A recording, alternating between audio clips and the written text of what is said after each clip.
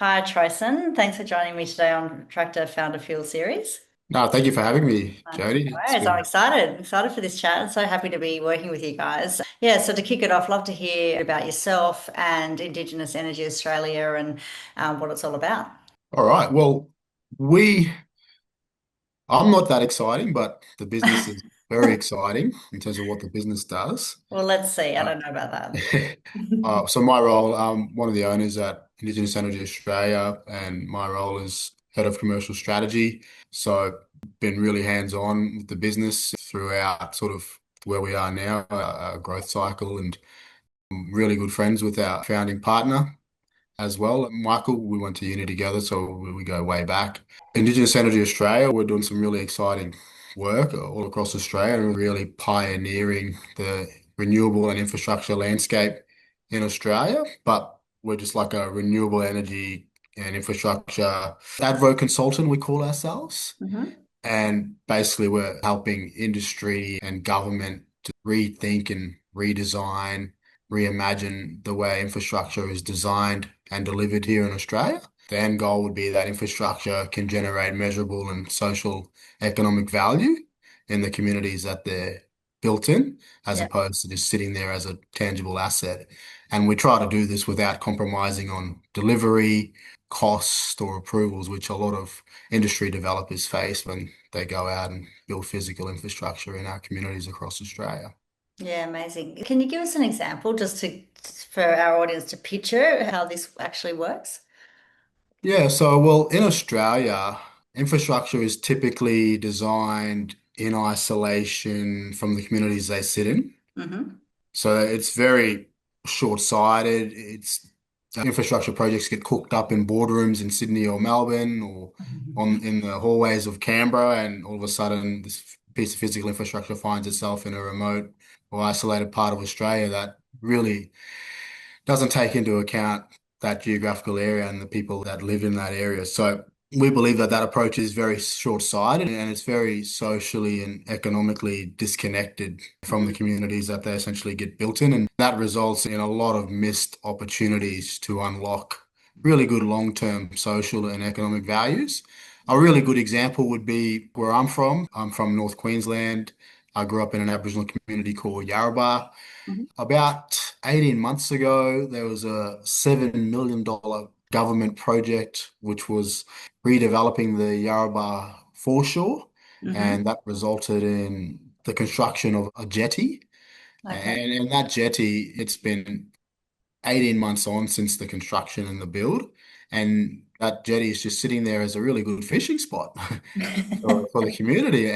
And there's been no economic advancement or no community outcome that has come off the back of spending $7 million in a remote Indigenous community when we we would have looked at this process as being a great opportunity to unlock some of the key outcomes and priorities that Yarrabah have around employment, Mm. around business development, around connectivity and transportation.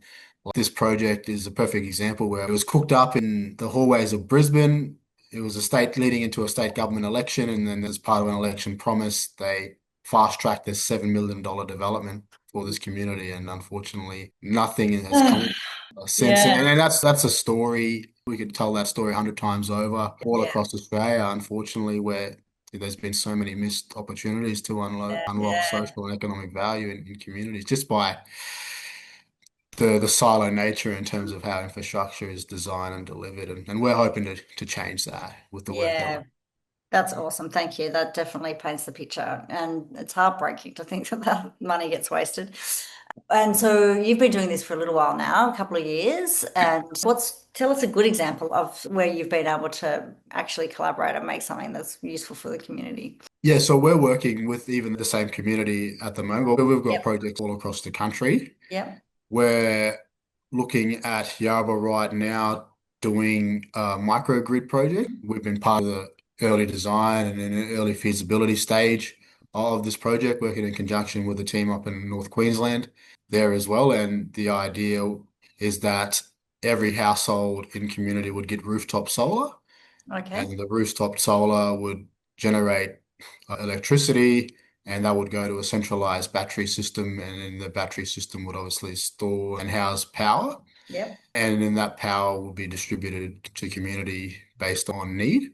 So Yep. ultimately creating better power reliability in this community and at the same time lower electricity bills. Yep. Now, the good thing about this particular project is that it's not going to be a project where someone's going to fly in and build this physical infrastructure and then leave community to their own undoing. No, community has been a part of this process since the very beginning.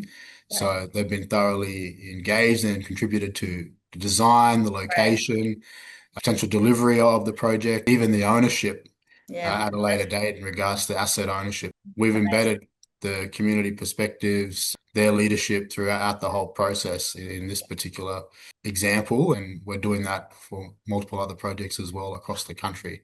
Yeah. And Brilliant. as I said before, the idea would be community get embedded in the process and take part in the process. And once they get skin in the game, we think that better long-term outcomes can come off the back of that. So we're hoping that this community in the best part of 12 to 18 months' time, we've got the system in place and they got more reliable power, cheaper power, but at the same time, energy equity. Yeah. Yeah, brilliant. Amazing. Love it. Let's switch gears now and talk about how you fund your business and how you've found us, which we're thrilled to work together. But I'm just curious, how do you think about funding the business and what sort of contributed to you deciding to take on this capital? Yeah, okay. Well, we have two owners at this stage. So three owners, sorry, myself, Michael, and Tommy, and we're all leading the business. Yep. We looked at some options regarding potentially selling some shares within the business as a means to generate some funding, but we thought like we don't really need to do that probably at this stage of where we are in terms of growth. We just thought that we needed something more quick when we didn't need additional voices or people to come in and railroad what we wanted to do. So we Yep. thought debt funding or philanthropic funding, or we were looking at different alternatives at the time, was going to Yep. be the best avenue for Yep. us in terms of where we are right now. And then when we came across you guys, we just thought, yeah, it made the most sense. You guys could get this done really fast. There's alignment between what we're doing as a business and what you guys value. I know you guys do a lot of tech related and investing as well. And Yep.